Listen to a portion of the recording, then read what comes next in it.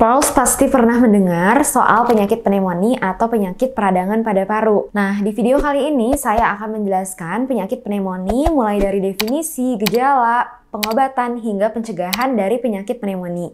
Simak terus videonya sampai akhir ya, Pearls!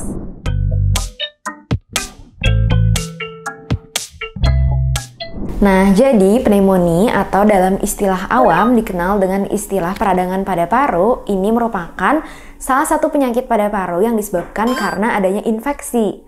Nah, infeksi yang dapat menyebabkan pneumonia ini bisa diakibatkan karena infeksi bakteri, virus, maupun infeksi jamur. Nah, infeksi ini akan menyebabkan adanya peradangan pada kantong-kantong udara ataupun alveoli pada salah satu paru ataupun pada kedua paru. Nah, menurut WHO sendiri, ini pada tahun 2019, pneumonia ini tidak hanya terjadi pada orang dewasa saja loh, Pos, tetapi juga terjadi pada anak-anak. Bahkan pada tahun 2019, ini terjadi sekitar 740.000 kematian pada anak-anak akibat pneumonia. Jadi, apabila pneumonia ini terjadi pada anak-anak, ini cukup fatal ya, Pos. Nah, untuk gejalanya sendiri dari pneumonia ini bervariasi, tergantung dari tipe pneumonia dan juga tergantung dari pasien yang terkena penyakit pneumonia itu sendiri. Nah, biasanya gejala yang muncul adalah muncul batuk-batuk. Nah, batuknya ini biasanya adalah batuk dahak dengan dahaknya ini kental berwarna kuning ataupun kehijauan.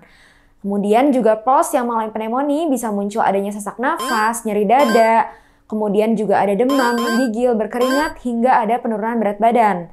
Selain itu, juga POS dapat mengalami yang namanya mual muntah, nyeri kepala, dan juga nyeri otot, serta nyeri sendi.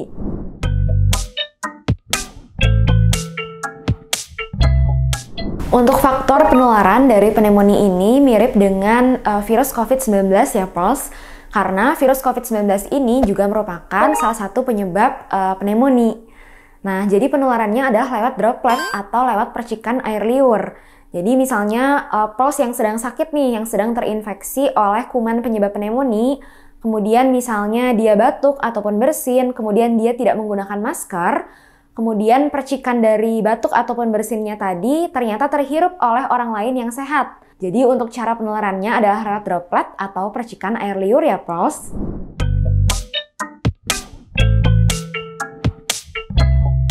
Untuk penyakit pneumonia sendiri ini tidak akan menyebabkan kematian secara langsung. Nah, biasanya kematian ini lebih sering dialami oleh orang-orang dengan gejala yang berat ya, dan terutama dengan orang-orang yang sudah usianya lanjut atau di atas 60 tahun.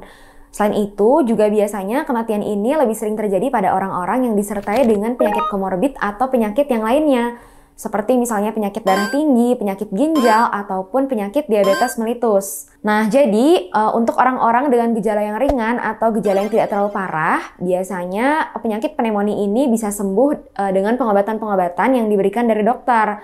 Tetapi kalau misalnya penyakit pneumonia ini sudah menginfeksi hampir ke seluruh tubuh, bahkan sampai menyerang organ-organ yang lainnya, ini bisa menimbulkan kematian bahkan sampai dalam hitungan jam.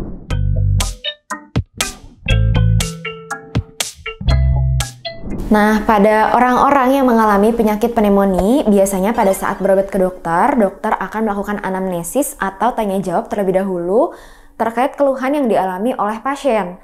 Nah, setelah itu barulah dokter akan melakukan pemeriksaan fisik. Biasanya pemeriksaan fisik yang dilakukan dari atas sampai dengan bawah, biasanya terutama dokter akan mendengarkan nih untuk suara paru dari pasien tersebut. Apakah misalnya berisi cairan atau berisi suara-suara yang menandakan adanya suatu proses infeksi. Nah, setelah itu dokter akan melakukan pemeriksaan penunjang. Biasanya pemeriksaan penunjang yang diberikan oleh dokter, yang pertama adalah ronsen dada atau ronsen toraks. Nah, ronsen dada ini biasanya akan bisa melihat ya, apakah proses infeksi yang terjadi ini terjadi pada salah satu paru ataupun pada kedua paru. Kemudian pemeriksaan penunjang yang lainnya adalah tes darah. Nah, tes darah ini bisa dilakukan untuk mengetahui apakah penyebab infeksinya ini karena infeksi bakteri atau karena infeksi virus atau karena infeksi yang lainnya. Nah, untuk yang selanjutnya juga biasanya dokter akan melakukan pemeriksaan tes dahak atau cek dahak. Nah, ini untuk mengetahui apakah pneumonia ini juga berbarengan dengan infeksi penyebab kuman TBC. Nah, jika misalnya POS mengalami gejala yang parah atau gejala yang berat, biasanya dokter akan melakukan pemeriksaan penunjang yang lainnya yang tentunya lebih advance. Nah, seperti misalnya CT scan paru, lalu kemudian juga cek kultur, lalu kemudian mengecek cairan yang ada di dalam parunya untuk mengecek infeksinya ini disebabkan karena infeksi bakteri ataupun virus tadi atau yang lainnya. Nah, setelah itu, setelah mengetahui nih kuman penyebab infeksinya misalnya karena bakteri ataupun karena virus, biasanya obat-obatan yang diberikan yang pertama adalah antibiotik. Nah, antibiotik ini tentu diberikan apabila kuman penyebab pneumonia ini disebabkan karena infeksi bakteri. Biasanya yang paling sering penyebab bakterinya adalah Streptococcus pneumoniae. Nah, yang selanjutnya adalah pemberian antivirus. Nah, pemberian antivirus ini diberikan apabila kuman penyebab pneumonia disebabkan karena infeksi virus, seperti misalnya pada virus COVID-19. Nah, untuk yang selanjutnya, biasanya dokter juga akan memberikan pengobatan untuk membantu mengeluarkan dahak. Nah, misalnya pada pasien yang mengalami batuk-batuk nih, biasanya dokter akan memberikan obat batuk dahak untuk membantu mengeluarkan dahaknya. Nah, untuk yang terakhir, biasanya dokter akan memberikan obat anti nyeri ataupun analgetik untuk mengurangi keluhan sakit kepala, nyeri sendi, nyeri otot, dan juga biasanya akan diberikan obat demam untuk mengurangi keluhan demamnya. Biasanya diberikan obat seperti ibuprofen ataupun paracetamol. Nah, untuk pasien-pasien yang bergejala berat atau bergejala yang parah, biasanya memang harus dilakukan rawat inap. Nah, ini ada beberapa kondisi di mana pasien-pasien harus dilakukan rawat inap, yaitu pada pasien-pasien yang berusia di atas 65 tahun, kemudian pada pasien yang mengalami gangguan ginjal, kemudian pada pasien yang mengalami tekanan darah yang rendah, yaitu di bawah 90/60, kemudian juga pada pasien yang mengalami sesak nafas, di mana laju nafasnya ini lebih dari 30 kali per menit, kemudian juga pada pasien dengan denyut jantung kurang dari 50 kali per menit atau lebih dari 100 kali per menit. Nah, ini disarankan untuk dilakukan rawat inap ya.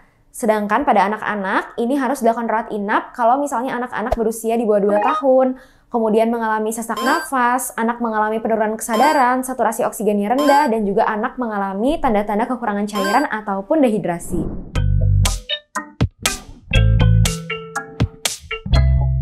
Untuk langkah pencegahan dari penyakit pneumonia ini, yang pertama tentu harus dilakukan vaksinasi. Nah, vaksinasi yang disarankan ini adalah vaksinasi pneumonia dan juga vaksinasi influenza. Nah, ini boleh dilakukan pada anak-anak dan juga pada orang dewasa. Nah, terlebih lagi sekarang ada vaksinasi booster untuk COVID-19 ya. Ini sudah mulai ada booster keempat, tetapi sekarang baru dimulai untuk tenaga kesehatan. Nah, untuk yang selanjutnya tetap melakukan pola hidup bersih dan sehat ataupun PHBS, yaitu dengan tetap mencuci tangan dengan menggunakan sabun dan juga air mengalir, serta menjauhi asap rokok, paparan dari polusi udara, dan juga paparan dari debu-debu yang lainnya. Nah, sekian ya Plos video dari saya kali ini. Jangan lupa untuk di-like, comment, subscribe, dan juga di-share. Dan jangan lupa untuk bagikan informasi ini kepada teman-teman Plos yang lainnya. Dan jangan lupa untuk nantikan video selanjutnya di YouTube channel Klinik Mutiara Cikutra. Sampai jumpa!